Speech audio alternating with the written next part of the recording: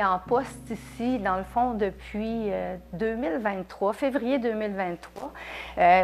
Avant, j'étais une enseignante de théâtre ici à Forestville, à la Polyvalente. J'avais aussi mon école de théâtre, mais c'est ça, c'est depuis février 2023 que j'ai pris le poste de direction, quand Mme Jeanne Bouchard a pris sa retraite.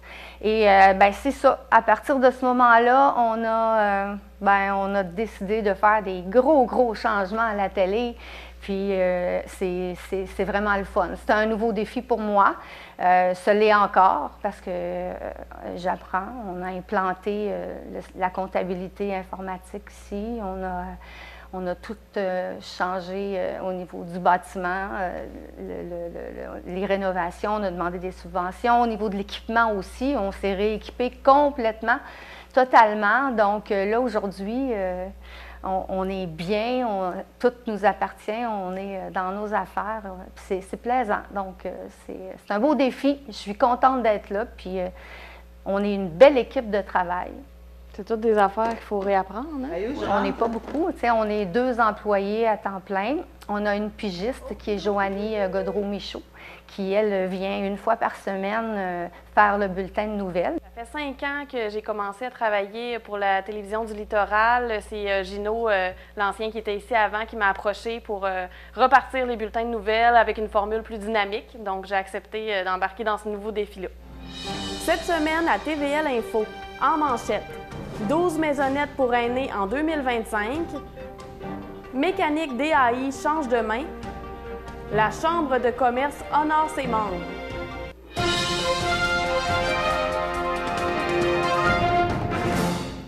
Les aînés autonomes de Forestville bénéficieront de tout nouveaux logements dès le début de l'année 2025. Le projet a obtenu le feu vert du gouvernement du Québec pour aller de l'avant. Voici mon reportage. La construction de 12 nouveaux logements pour aînés autonomes à Forestville devient enfin réalité. Après 4 ans à porter ce projet haut et fort, la mairesse Micheline Anctil, aussi présidente de Villa Forestville, peut lancer le début des travaux. Pour préparer mon bulletin de nouvelles, ça me demande quand même beaucoup de temps. Je vous avoue que je le fais souvent les soirs. Donc, préparer mes nouvelles écrites, faire les topos et tout ça. Ensuite, on a un petit peu de tournage ici à la télévision pour préparer les topos, faire des voix. Après ça, mixer les images, voir moi si ça fait mon affaire avec celui qui fait le montage.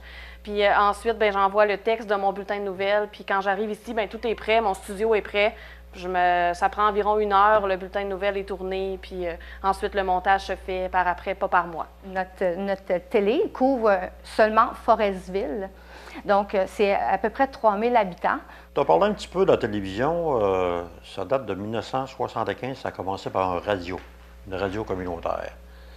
Nous, on n'avait pas le câble à Forestville, c'est une entreprise locale ou des gens d'affaires locales qui ont décidé de partir le câbleau distribution. Donc, ils ont investi, puis ils ont installé le câble partout à Forestville.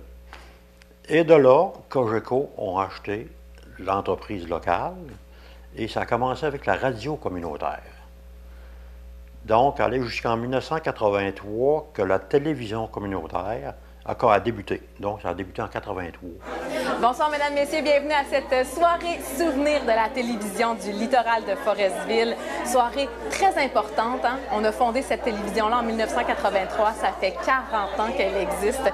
Et ce soir, pour se rappeler de ces moments-là, plusieurs personnes importantes, une trentaine de gens se sont rassemblés. Des gens qui ont commencé dans leur carrière, des gens importants, où la télévision du littoral de Forestville a une place dans leur cœur, dans leur carrière, dans leur vie, tout simplement.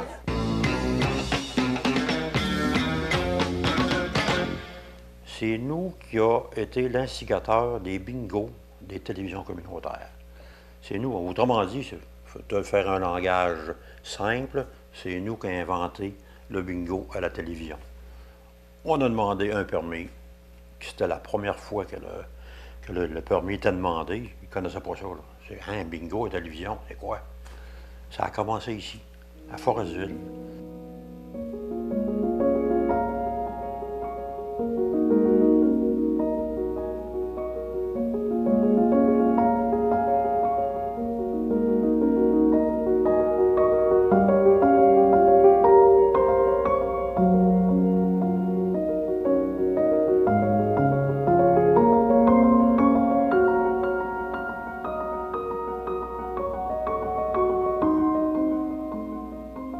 Puis on a 4 bénévoles qui travaillent pour nous au niveau du bingo, au niveau de l'animation du bingo. Dans le fond, c'est vraiment ça, c'est le bingo. Puis au niveau, nous aider à tourner des topos, caméraman, tout ça. Donc, du monde qui font de tout, dans le fond. Mais c'est ça, une télé communautaire, dans le fond. Hein? On fait de tout, là. C'est ça. Même moi, je ne fais pas que de la comptabilité, ainsi de suite. Là, je suis sur le plateau, je fais des émissions. Il faut être polyvalent, puis il faut avoir le goût, puis il faut être passionné. Bonsoir tout le monde, bienvenue à Flash sur Québec. Nous sommes présentement au Palace de Granby, où ce soir a lieu le spectacle Jamais trop tôt. On est là. Pourquoi? Parce que Nicolas Perron de Forestville a été sélectionné parmi ces 24 interprètes pour venir vivre cette expérience-là. Qu'est-ce que c'est, ce Flash Québec? Je vais chercher des gens qui viennent de notre région, OK? Et qui exercent un métier ou qui travaillent ailleurs, à l'extérieur, ou qui vont se produire à l'extérieur, s'ils sont devenus des artistes, sont devenus des comédiens, ou peu importe. Donc, des fois, je vais faire des tournages de ce qu'ils font, puis je les prends en entrevue. Rassemblés au nom du Père, au nom du Fils et de On a la messe dominicale, et ça, c'est le fun. Alors, au début, dans le fond, on filmait la messe le dimanche. Maintenant, on a trouvé une nouvelle formule. Dans le fond, ça se passe dans la sacristie en arrière, où le monsieur le curé, avec les gens qui viennent, les personnes âgées viennent. Et là, c'est comme très intimiste. Et dans le fond, on a une célébration qui se fait là, puis qui est diffusée sur nos ondes. On fait interagir le public. Donc, les gens qui sont là peuvent... Monsieur le curé, il est bon pour la communication, puis de discuter avec les gens. C'est que, dans le fond, il leur pose des questions, puis les gens, ont un micro sans fil, et ils vont répondre, ils vont témoigner de vécu, de choses qu'ils ont besoin de vivre, de nous expliquer des choses là, concernant les sujets. Il va y avoir mes petits-enfants et mes arrière-petits-enfants. Regroupement. On a une émission aussi qui s'appelle Toute direction. Ça le dit, on est un peu partout. On touche beaucoup, un peu tout ce qui se passe dans la ville de Forestville. Dans le fond, que ce soit communautaire, les organismes communautaires, les sports, les activités artistiques qu'il peut y avoir, des projets qu'il y a avec l'école secondaire, les projets qu'il y a avec l'école primaire. Puis cette année, on a une nouvelle émission aussi qui s'appelle Les Saisons de Mathieu. En fait, ça, c'est une émission qui est tournée par... c'est quelqu'un de Lévis aussi qui a décidé de s'impliquer pour la télévision du littoral, mais qui tourne une émission qui parle de la santé intégrative. Donc, c'est général, dans le fond. Ça parle un peu de tout, de la méditation, de la respiration consciente, du yoga, de toutes sortes de sujets, de la santé intégrative, c'est-à-dire la santé intégrative intégrée à la médecine générale, toutes sortes de choses comme ça, c'est vraiment le fun. Aujourd'hui, on aborde le terme sur la santé intégrative avec le docteur Baptiste Vallée. C'est vraiment Vallée? De 4 enfants, des médecins anesthésistes et puis... C'est intéressant son entrevue. Dans le domaine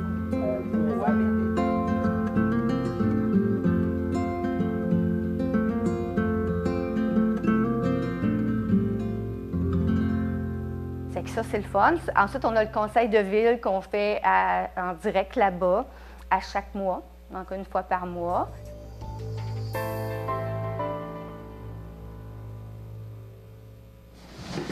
Bonjour, mesdames et messieurs, bienvenue. On a un très beau lien avec la communauté. Je pense qu'on joue bien notre rôle, on remplit bien notre mission, fait que les gens nous invitent facilement, ils pensent souvent à nous.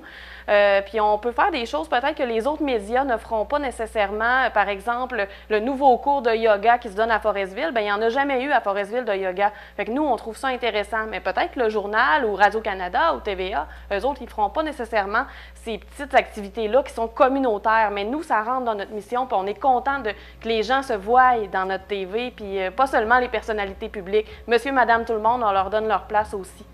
On est proche des gens. Puis c'est comme ça qu'on est capable d'aller chercher le besoin de la clientèle, les problématiques de notre milieu, de notre société, de ce qui se passe vraiment ici. C'est comme ça. Et c'est important. Puis je trouve que on est délaissé beaucoup les médias locaux. Et c'est mon rêve, ce serait que justement ces médias locaux-là, on prenne notre place, puis qu'on nous aide à grossir, qu'on nous aide à justement à prendre la place qui nous appartient, parce que c'est nous qui est proche des gens. Nous, on force beaucoup sur c'est votre télévision. C'est pas ma télévision, c'est la télévision de Forestville.